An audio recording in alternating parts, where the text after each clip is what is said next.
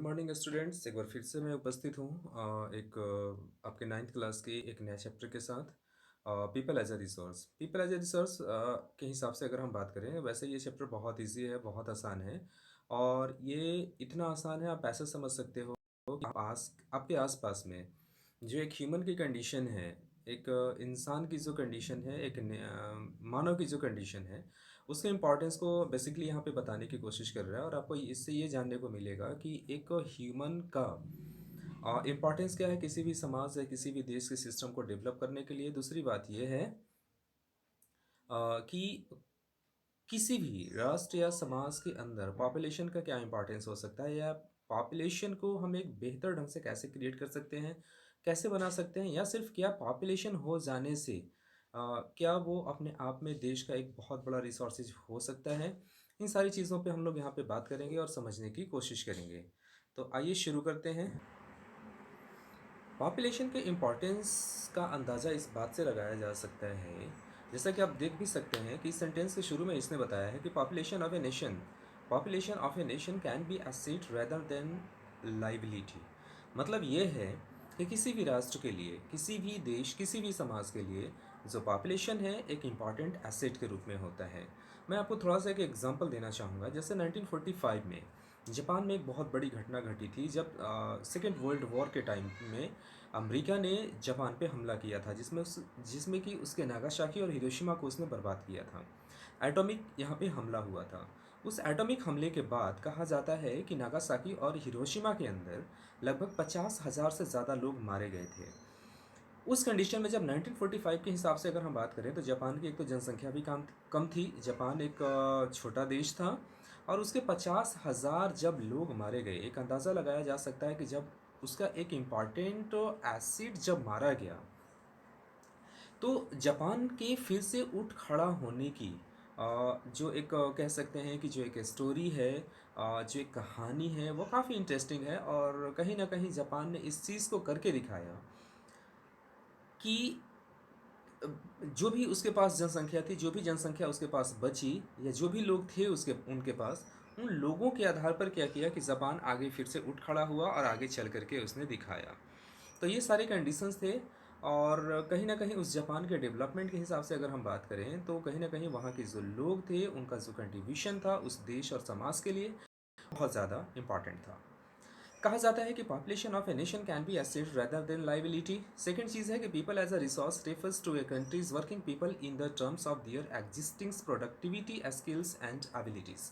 मतलब ये है कि पीपल को एक रिसोर्स के रूप में हम तभी एक एवेल्यूएट कर सकते हैं, एक मूल्यांकन कर सकते हैं, या उसके कंट्रीब्यूशन को कैलकुलेट कर सकते हैं, जब वो उसके पास जो एग्जिस्टिंग प्रोडक्टिविटी है, जो उसके पास स्किल्स है, जो उसके पास एबिलिटी है, यानी कि जो उसके पास क्षमता है, कार्य करने की जो क्षमता है, वो उस एबिलिटी के बदौलत, उसके अपने स्किल्स के बदौलत, जिस हिसाब से वो देश या समाज के डेवलपमेंट में जो रोल प्ले करता है, बेसिकली ये एक पीपल एज अ रिसोर्स का एक एग्जाम्पल हो सकता है। आगे कहता है कि when existing human resource developed by the becoming educated and the healthy in turns into the human capital। और human capital को अगर हम डेवलप करने की बात करें, तो उसके लिए जो सबसे एक इम्पॉर्टेंट पार्ट्स कहा जा सकता है उस डेवलपमेंट का, वो आता है एजुकेशन का। यानी कि बिना एजुकेशन को हम ह्यूमन कैपिटल के रूप में बिल्कुल डेवलप कर ही नहीं सकते। आगे आता है कि human capital is the superior to the other resources like the land and the physical capital, has its uses this capitals and adds value to them. यानी कि ह्यूमन कैपिटल की अगर हम बात करें, तो डेफिनेटली वो लैंड या किसी भी फिजिकल कैपिटल से कहीं ज़्यादा इम्पॉर्टेंट है।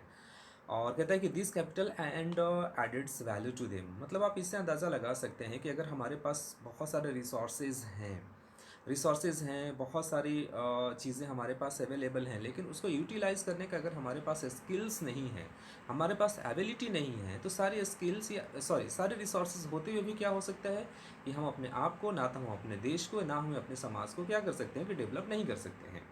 Investment in a human capital via education and the medical care can given high returns in the future. Country like Japan have invested a lot of human resources. They do not have a rich natural resources, but still they are called developed nation. मैंने थोड़ी देर पहले भी Japan की मैं बात कर रहा था।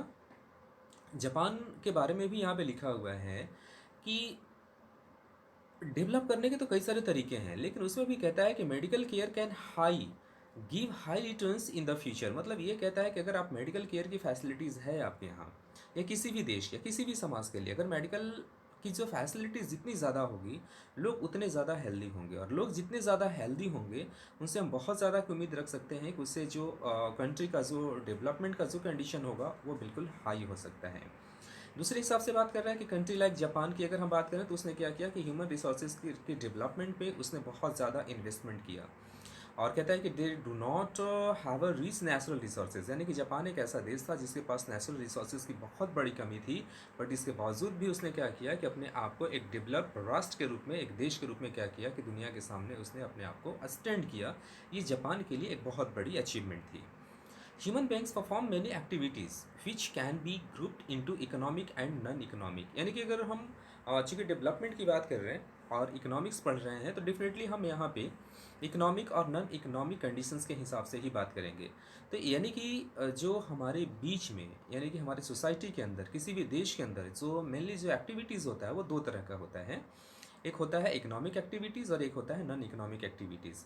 इकोनॉमिक एक्टिविटीज़ के हिसाब से बात करें तो कहते हैं कि economic activities refer to those activities of men which are undertaken for the monetary gain और to satisfy his her wants. These activities of workers, farmers, shopkeepers, manufacturers, doctors, lawyers, taxi drivers, etc. fall under these category. मतलब ये कहता है कि वो सारे activities जिसमें कोई वो मेल भी हो सकता है, फीमेल हो सकती है, कोई भी पर्सन हो, वो सारी एक्टिविटीज़ जहाँ से कि कुछ पैसे कमाने के मकसद से जो काम किया जाता है, बेसिकली उसको इकोनॉमिक एक्टिविटी कहा जाता है। जिसमें इसमें कुछ एग्जांपल्स भी हैं। फार्मर्स की बात कर रहा है, शॉपकीपर्स की बात कर रहा है, मैन्युफैक्चरर्स की बात कर रहा है, डॉक्टर्स, लॉयर्स, टैक्सी ड्राइवर्स, यानी कि वो सारे ऑक्यूपेशंस समाज के अंदर जो कि हमारे लिए क्या होता है कि वह एक इनकम का ज़रिया जब बनता है, बेसिकली उस कंडीशंस को एक इकोनॉमिक एक्टिविटीज़ कहा जाता है। Market activities and non market activities. देखिए, economic activities are also called as market activities. Non market activities are production for self consumption, यानी कि वो सारे एक्टिविटीज़ जिसमें कि हम अपने सेल्फ कंजम्पशंस के लिए, कंजम्पशंस के लिए, यानी कि वो सारे एक्टिविटीज़, वो सारे प्रोडक्शंस जो हम खुद के यूज़ के लिए जब हम क्रिएट करना शुरू करते हैं, बेसिकली इसी को नॉन मार्केट एक्टिविटीज़ कहा जाता है, जो हम अपने सेल्फ कंजम्पशंस के लिए वो एक्टिविटीज़ करते हैं। नॉन इकोनॉमिक एक्टिविटीज़ को समझाया है कि non economic activities are ones that are not undertaken for any monetary gain, यानी कि वो सारे वैसे एक्टिविटीज़ जो किसी मनी या किसी फंड्स के फ़ायदे के लिए नहीं किए जाते, बेसिकली उस कंडीशंस को नॉन इकोनॉमिक एक्टिविटीज़ कहा जाता है, जिसमें कि आपका पूजा पाठ हो सकता है, हाउस कीपिंग हो सकता है, हेल्पिंग द पुअर और डिसेबल्ड, इटीसी, ये सब सारे एग्जाम्पल्स हो सकते हैं। Classification of human activities. Various economic activities can be classified into three main sectors. That is the primary sectors, यानी कि ये कि हमारे देश या किसी भी देश के लिए जहाँ पर कि एक इकोनॉमिक एक्टिविटीज़ अगर वहाँ पे चल रहा है, तो उस इकोनॉमिक एक्टिविटीज़ के आधार पर हम उसे मेनली तीन भागों में बांट सकते हैं। तीन भागों में आपका सबसे पहले आता है प्राइमरी सेक्टर। प्राइमरी सेक्टर में बात करें तो प्राइमरी सेक्टर की जो कैटेगरीज हैं वो आता है आपका, या फिर कह सकते हैं कि जो प्राइमरी सेक्टर का जो कंपोनेंट्स होता है वो आता है आपका agriculture, forestry, animal husbandry, fishing, poultry farm and mining activities. In this sector goods are produced by exploiting nature. जाहिर सी बात है कि हम उसमें नेचर को क्या करते हैं, एक्सप्लॉइट करते हैं। नेचर में जो चीज़ें अवेलेबल है हम उसको यूटिलाइज़ करते हैं, तो फिर वो प्राइमरी सेक्टर के लिए क्या होता है कि वो एक्टिविटी हो पाती है। या फिर जो रॉ मटेरियल का जो प्रोडक्शन होता है, बेसिकली जो रॉ मटेरियल का भी प्रोडक्शन होता है वो आपका प्राइमरी सेक्टर से ही आता है। सेकेंडरी सेक्टर की बात करें तो जिसमें कहता है कि इसमें मैन्युफैक्चरिंग की जो एक्टिविटी है उसको कहा जाता है सेकेंडरी एक्टिविटी, जिसमें कि ये स्मॉल लेवल पे भी हो सकता है, लार्ज लेवल पे भी हो सकता है, और ये कंस्ट्रक्शंस एक्टिविटीज़ भी इसके साथ क्या है कि ये इंक्लूडेड है, जुड़ा हुआ है। और तीसरा और एक जो इम्पॉर्टेंट सेक्टर आता है वो उसको कहा जाता है टर्शरी सेक्टर। टर्शरी सेक्टर के बारे में कहता है कि also called service sector provides various types of services like the transport, education, banking, insurance, health, tourism, etc.. मतलब ये कि वो सारे एक्टिविटीज़ जहाँ पर कि सर्विसेज के बदले में, सेवा के बदले में किसी को पैसा मिलता है, किसी को पैसे दिए जाते हैं, बेसिकली वो सारे के सारे सर्विस सेक्टर में आते हैं। यानी कि इसमें किसी नए चीज़ का प्रोडक्शन नहीं होता। जो कि मैंने अभी एग्जांपल आपको दिया, टर्शरी सेक्टर का एग्जांपल से आपका जैसे ट्रांसपोर्ट है, एजुकेशन है, बैंकिंग है, इंश्योरेंस है, हेल्थ, ये इतने सारे हैं और इससे भी ज़्यादा हो सकते हैं। आप आस-पास की जो जहाँ पे भी आप रहते हैं, आप आस-पास की चीज़ों को देखने, समझने की कोशिश करें या आप उसको एक नोट डाउन करने की कोशिश करें, तो इसमें सर्विस सेक्टर में और भी कई सारी चीज़ें मिल सकती हैं। इंडिया की बात करें कि in India traditionally there is a division of labour between men and women. जाहिर सी बात है कि भारत के हिसाब से अगर हम बात करें तो ये पुरुष और महिला के हिसाब से क्या है, डिवाइडेड है। Activities of women, women generally look after domestic affairs like cooking food, washing clothes, cleaning utensils, housekeeping and looking after children.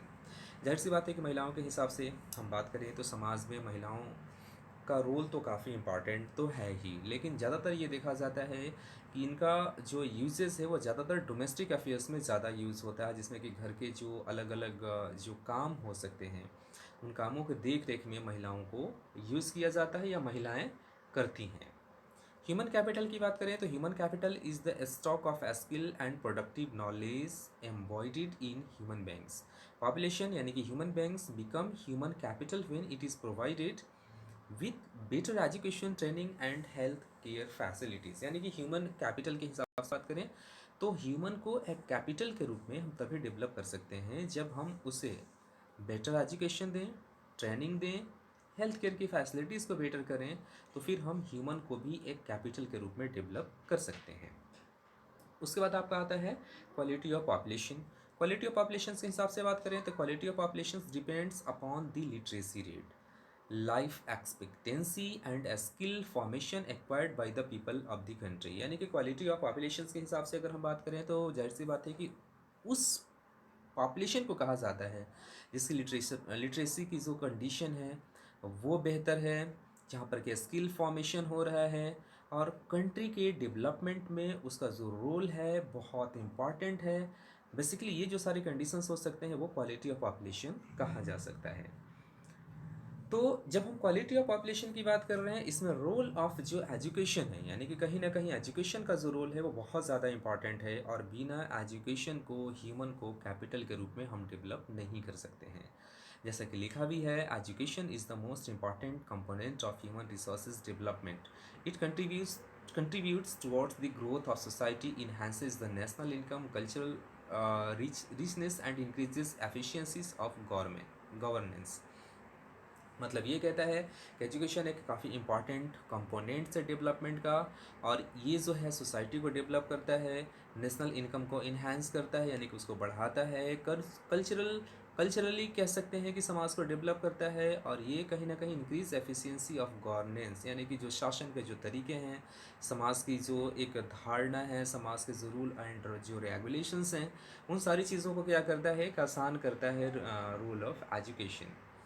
इसके हिसाब से कहता है कि रोल ऑफ एजुकेशन की चूँकि हम बात कर रहे हैं तो कहा ये भी जाता है कि 1947 के बाद जब देश आज़ाद हुआ तो देश की आज़ादी के बाद से लेकर अब तक कहीं ना कहीं देश में एजुकेशन को लेकर के लगातार काम चल रहा है, यानी कि एजुकेशन को किसी भी हाल में बेहतर करने के लिए इस पर लगातार काम चल रहा है।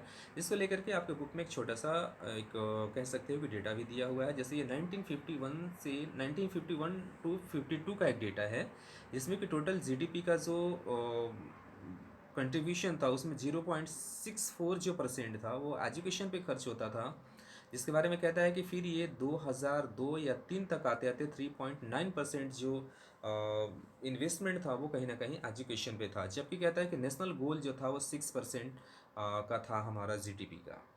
Literacy is uneven between males and females, और कहता है कि कहीं ना कहीं मेल और फीमेल्स के हिसाब से बात करें तो आज भी हमारे देश में लिटरेसी की जो कंडीशन है वो एक अन इवन कह सकते हो कि कंट्रीब्यूशन है, जिसमें कि हमेशा ये देखा जाता है, अक्सर ये देखा जाता है कि मेल्स जो होता है वो फीमेल से कहीं ज़्यादा लिटरेट होता है।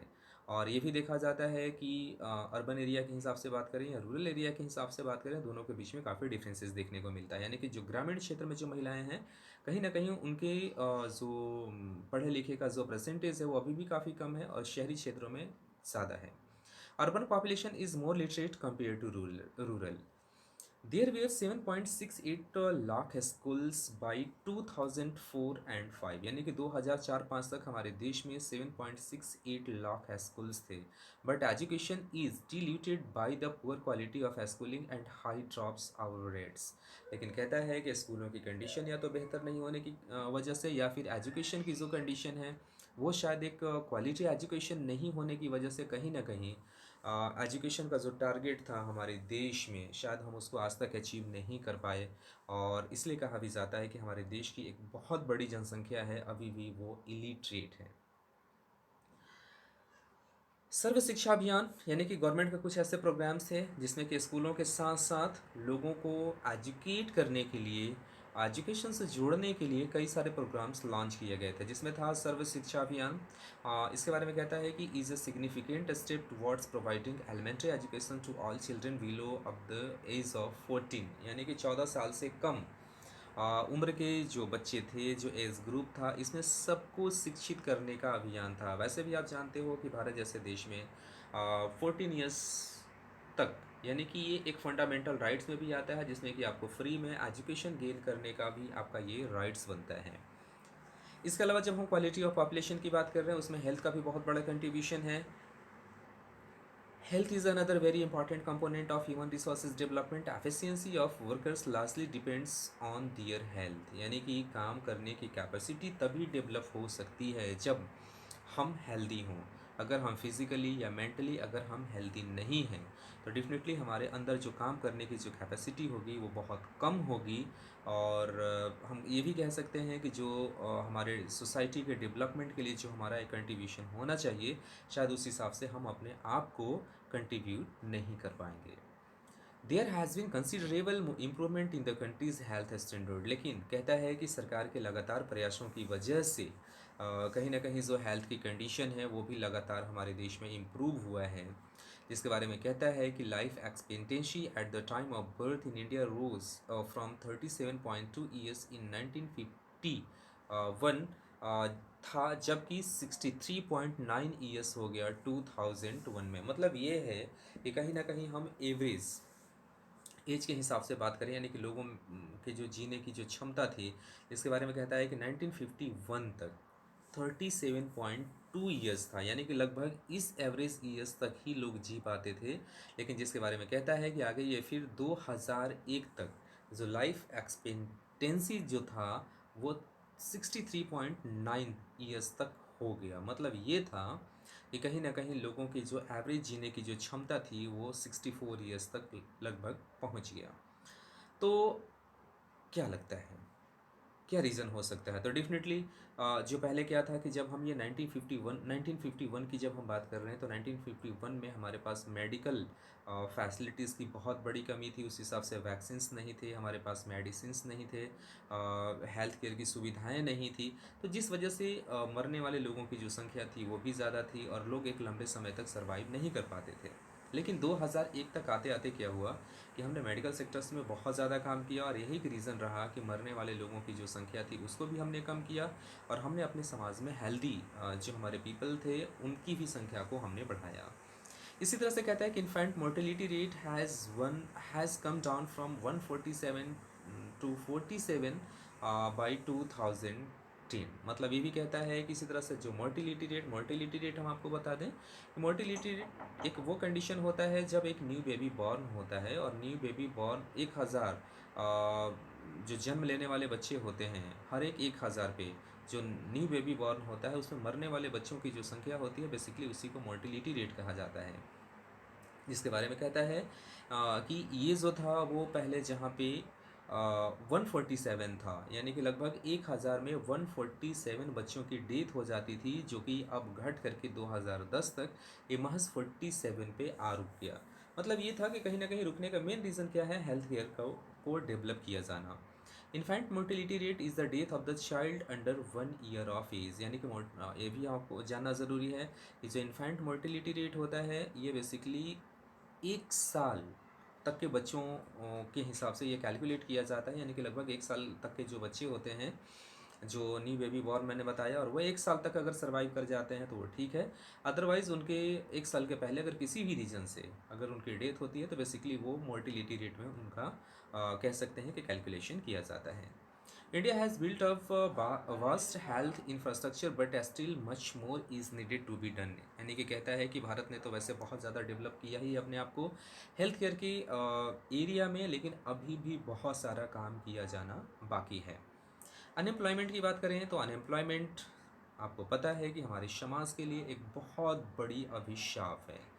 और अनएम्प्लॉयमेंट बेसिकली उस कंडीशंस को कहा जाता है, अगर हम डिफ़ाइन करने की बात करें तो कहा जाता है कि अनएम्प्लॉयमेंट एक वैसा कंडीशन होता है जब किसी भी व्यक्ति के पास उसके पास क्षमता होती है, कार्य करने की कैपेसिटी होती है, उसके पास एबिलिटी होती है, स्किल्स होता है उसके पास, बट बावजूद इसके उसको काम नहीं मिल पाता, उसको जॉब्स नहीं मिल पाते। ये जो कंडीशन होता है ये अनएम्प्लॉयमेंट की कंडीशन होती है। इसके बाद अगर आगे हम बढ़ें तो कहता है क्या कि when we talk unemployment people we refer to those in the age group of 15 to 59 years. यानी कि इसमें मेनली क्या है कि अनएम्प्लॉयमेंट के हिसाब से बात करें तो 15 से 59 साल तक के लोग आते हैं। और जिसमें बच्चों को लेकर के लिखा है कि children below 15 years is the old people above 60 years are not considered while counting the numbers of unemployed. यानी कि 15 साल से कम और 60 ईयर्स से ज़्यादा के जो लोग हैं उनको अनएम्प्लॉयमेंट या बेरोज़गारी की कैटेगरी में नहीं रखा जाता। Nature of unemployment in India की अगर हम बात करें तो भारत में कौन कौन सी वो कंडीशंस है, कौन कौन से वो नेचर हैं जिसमें कि वो बेरोज़गारी की कंडीशन हो सकती है, ये आपको समझाने की कोशिश कर रहा है। जैसे कि सीजनल अनएम्प्लॉयमेंट होता है, इसमें मोस्टली ये देखा जाता है कि सालों भर चूँकि एग्रीकल्चर सेक्टर में काम नहीं होता और सीज़न के कुछ ऐसे मंथ होते हैं जब किसान के पास काम नहीं होता और वो पूरी तरह से क्या होते हैं कि अनएम्प्लॉयड हो जाते हैं। इसमें लिखा भी है कि farm labours usually face this kind of problem. यानी कि किसान जो हैं वो मेनली इस तरह के प्रॉब्लम्स को वो फेस करते हैं। इसके बाद कहता है कि डिसग्यूस्ड अनएम्प्लॉयमेंट एक ऐसी कंडीशन है जिसके बारे में कहता है कि unemployment found in rural areas, यानी ग्रामीण क्षेत्र में पाया जाता है। इस तरह के जो कंडीशंस होता है कि problem arises due to excessive pressures of population on agriculture. और ये भी कहता है कि डिसग्यूस्ड जो अनएम्प्लॉयमेंट होता है ये मेनली एग्रीकल्चर के सेक्टर में ज़्यादा देखा जाता है, क्योंकि जनसंख्या का दबाव ज़्यादा होता है जहाँ पर कि कम काम होने के बावजूद भी ज़्यादा लोगों को उस काम में इन्वॉल्व किया जाता है। मेनली ये जो कंडीशन है वो डिसग्यूस्ड अनएम्प्लॉयमेंट की कंडीशन होती है। Disguised unemployment refers to a situation wherein the number of workers in a job is more than actually required to do the job. The extra number of workers are disguised unemployed. Increased unemployment is indicator of decreased economy। और कहीं ना कहीं कहता है कि डिसग्यूस्ड जो unemployment की जो कंडीशन है अगर ये लगातार बढ़ रहा है, मतलब ये है कि ज़्यादातर लोगों को काम नहीं मिल पा रहे हैं। और जहाँ पर हमारा 5 लोगों को खास करके उस एग्रीकल्चर के कंडीशंस में इन्वॉल्व करने के बाद हमारा प्रोडक्शन जितना हो सकता था 10 लोगों को भी उस काम में इन्वॉल्व करने के बाद हमारा प्रोडक्शन सेम ही रहता है। बेसिकली ये जो कंडीशन है एक डिसग्यूस्ड अनएम्प्लॉयमेंट की होती है। मतलब अगर हम ज़्यादातर लोगों को भी लगा दें तो भी हमारे प्रोडक्शन की जो कंडीशंस है उसमें कोई इम्प्रूवमेंट नहीं होता। और यही एक रीज़न है कि खेती में क्या होता है कि इस तरह की जो जनसंख्या है, इस तरह की जो पॉपुलेशन है, उसका प्रेशर वहाँ पे ज़्यादा होता है। कंसिक्वेंस ऑफ अनएम्प्लॉयमेंट की अगर हम बात करें तो कहते हैं कि unemployment leads to wastage of man power resources. यानी कि इसके क्या क्या साइड इफ़ेक्ट्स हैं, क्या क्या नेगेटिव इम्पैक्ट्स हो सकता है अनएम्प्लॉयमेंट का, वो कंडीशंस आपको यहाँ पे बता रहा है। और मैं आपसे भी कहना चाहूँगा कि अगर आप चाहें तो आप इस वीडियो को थोड़ी देर के लिए पॉज कर सकते हैं। पॉज करने के बाद आप हाथ में पेन ले लें, पेपर ले लें, नोटबुक ले लें और आप इन चीज़ों को नोट करते हुए आगे बढ़ें, क्योंकि ये कई बार एग्ज़ाम्स के लिए भी बहुत इंपॉर्टेंट होता है और कई बार आपसे ये पूछा भी जाता है कि अनएम्प्लॉयमेंट का नेगेटिव इम्पैक्ट क्या हो सकता है। तो यहाँ पे 3 यहाँ पे मेंशन किया गया है। इसमें लिखा है कि एक मैन पावर जो रिसोर्सेज है उसका वेस्टेज होता है। उससे क्या होता है कि इकोनॉमिक ओवरलोड की अगर हम बात करें तो defence of the unemployment on the working population. यानी कि अनएम्प्लॉयमेंट उस कंडीशंस में भी जो बढ़ना शुरू होता है और बढ़ने की वजह से क्या होता है कि कहीं ना कहीं जो हमारा जो एक एम्प्लॉयमेंट का जो टारगेट है या देश के डेवलपमेंट का जो टारगेट है हम कहीं ना कहीं उसको अचीव नहीं कर पाते। अनएम्प्लॉयमेंट में lead to increase social unrest and tension. और जिस वजह से क्या होता है कि समाज के अंदर बेरोजगारी की वजह से लगातार तनाव भी फैलता है, तनाव भी बढ़ता है और उस वजह से कई सारी परेशानियां भी आ सकती हैं। तो ज़ाहिर सी बात है कि इस वीडियो के माध्यम से और इस टॉपिक के माध्यम से हमने ये समझने की कोशिश किया या हम लोग कर रहे थे कि पीपल का क्या इम्पोर्टेंट हो सकता है, सॉरी क्या इम्पोर्टेंस हो सकता है, और पीपल को एक क्वालिटी ऑफ पॉपुलेशन हम कैसे बना सकते हैं। उन सारी चीज़ों को हम लोग देखने और जानने की कोशिश कर रहे थे।